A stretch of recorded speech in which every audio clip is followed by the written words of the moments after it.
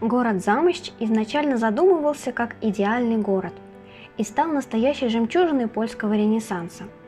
В нашем видео мы расскажем вам об одном из самых красивых городов на юго-востоке Польши.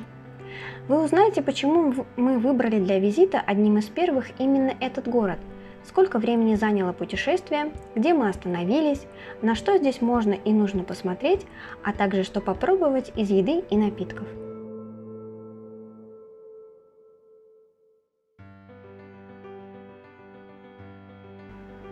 Для начала давайте разберемся с названием.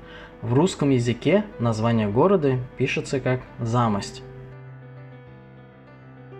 На польском языке оно звучит как Замощ.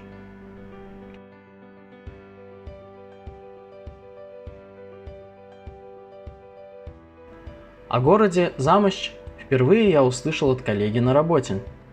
Он отправился туда на выходные и показал мне фотографии в интернете.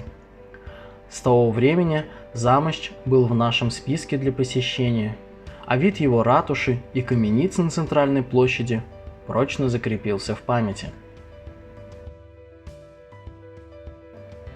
Добирались мы на машине из Кракова. Выехали рано утром и не спешили. Расстояние до места чуть больше 300 километров, и мы преодолели его за 3,5-4 часа. Большая часть дороги шла по трассе А4.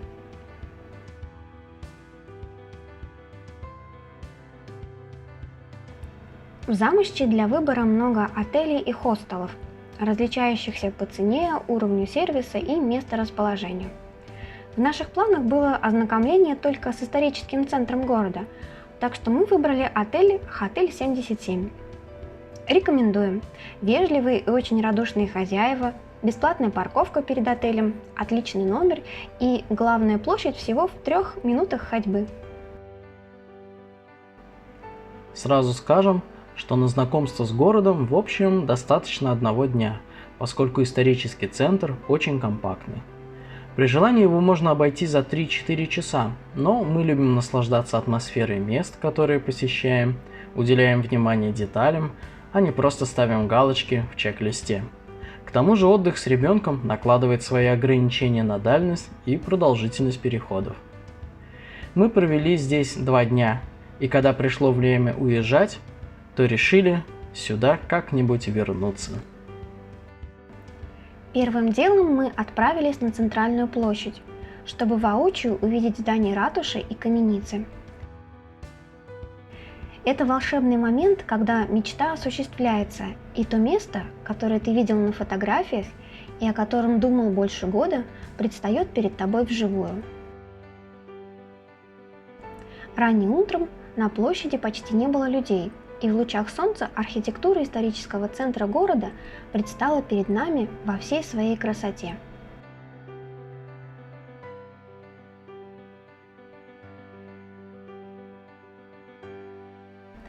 Доминантой площади является ратуша с высокой башней и с большой белой парадной лестницей.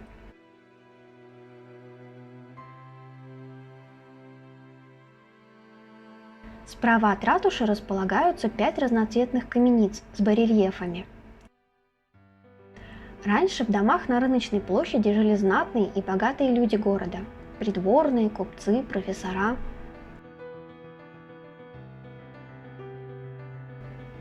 Помимо центральной площади в городе есть еще 2 – водяная и соляная, маленькие и уютные.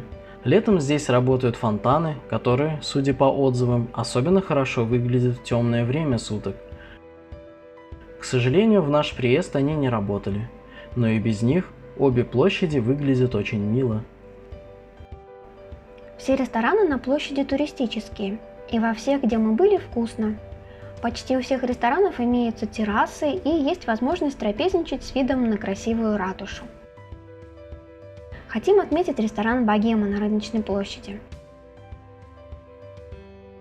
Здесь мы заказали блюда местной старопольской кухни, благо в меню они вынесены в отдельный раздел.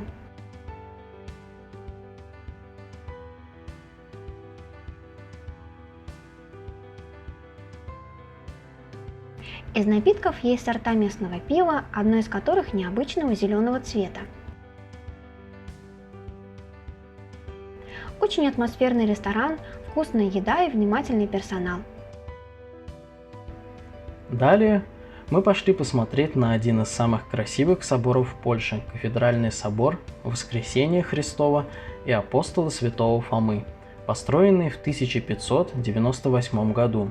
Здесь в одной из часовен покоится прах гетмана Яна Замойского, основателя города. В 1999 году этот собор посетил Папа Римский Иоанн Павел II. Рядом с собором есть башня колокольни. Если не поленитесь подняться на самый верх, то сможете полюбоваться панорамой города.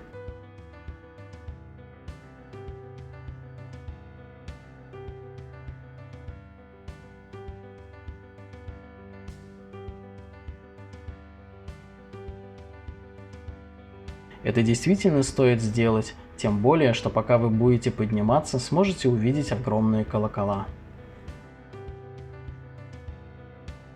Прямо рядом с собором находится памятник Яну Замойскому и дворец семьи Замойских.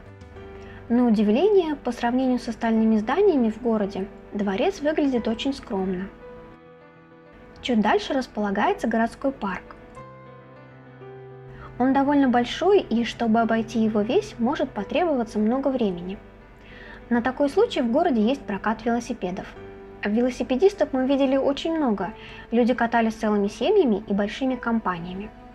Парк очень ухожен и украшен цветами. Ребенок с удовольствием кормил уток. Для них построены домики на воде, а корм можно купить в специальном автомате рядом.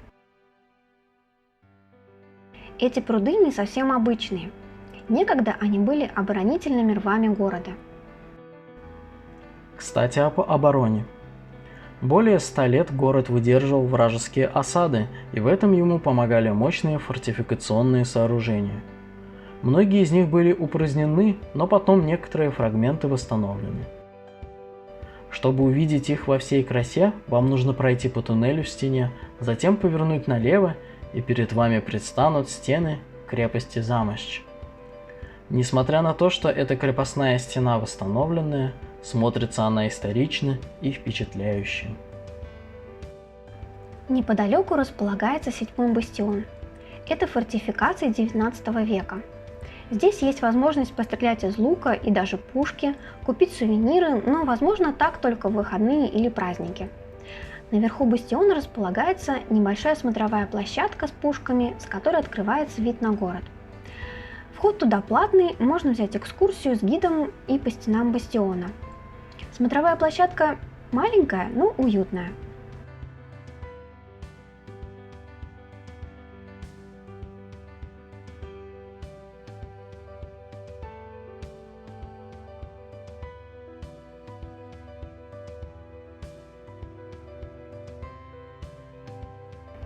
Следующим в нашем списке был музей Арсенала. Здание, в котором он располагается, было построено около 1630 года. В одном из корпусов музея собрано разнообразное старинное холодное и огнестрельное оружие. Ножи, сабли, палаши, рапиры, пики, алебарды, мушкеты, ружья, пистолеты и даже пушки. Множество красочных мундиров. В другом здании музея, расположенном буквально через дорогу, вторая часть экспозиции, посвященная Второй мировой войне и послевоенному периоду. Здесь вы можете увидеть коллекцию военной техники и оружия тех времен. Город-крепость Замощ был основан великим канцлером и гетманом Яном Замойским в 1580 году и по его замыслу должен был стать идеальным городом. Для его проектирования был приглашен итальянский архитектор Бернардо Морандо. Концепция города воплотила передовые идеи итальянских градостроителей того времени. В пятиугольнике площадью 24 гектара должно было быть 250 домов, окруженных стенами. Строительство города шло очень быстро. Первым зданием нового города стала резиденция Замойских. Затем начали возводить арсенал и собор. Храм строили настолько большим, что в нем одновременно могли молиться до 3000 верующих, почти все жители города. Ян Замойский первоначально хотел, чтобы в городе жили только католики, но изменил свое мнение, чтобы ускорить экономическое развитие города. В 1594 году была создана Замойская академия. Замощ стала третьим городом Речи Посполитой, в котором действовало на то время высшее учебное заведение после Кракова и Вильно. Уровень преподавания был высок, и студенты из разных стран Европы приезжали сюда за образованием, а Замощ был в числе первых городов Речи Посполитой в культурном и научном плане. После смерти Яна Замойского в 1605 году работу по развитию города продолжил его сын Томаш Замойский. С 1975 по 1998 город был центром Замойского воеводства, а в настоящее время входит в Люблинское воеводство. Сейчас в Замоще проживает около 70 тысяч человек. Часто проводятся различные фестивали, ярмарки, театральные постановки и рыцарские турниры. Интересный факт. Марчин Замойский, сын последнего 16-го ордината Яна Замойского, стал президентом Замоща первый раз в 1990 году, а потом еще в 2002 и 2006 годах. В промежуточный период он был также замойским воеводой и председателем городского совета. Президентство Марчина Замойского примечательно не только тем, что президент управляет городом, основанным и развитым его предками, но и тем, что во время его правления старый город был прекрасно отремонтирован, в основном благодаря средствам Европейского Союза. Город Замощ – очаровательное место. За стиль итальянской эпохи Возрождения город получил прозвище «Северная Падуя» и действительно стоит того, чтобы хоть раз увидеть его, погулять по аккуратным ровным улочкам. Весь центр словно игрушечный, со своими разноцветными домиками, уютными двориками и маленькими площадями. И хотя город очень небольшой и тихий, он оставляет приятные впечатления и желание вернуться сюда еще раз. Если понравилось, подписывайтесь на канал, не забывайте выразить свое мнение в комментариях, поддержите нас лайком и порекомендуйте видео своим друзьям. До встречи!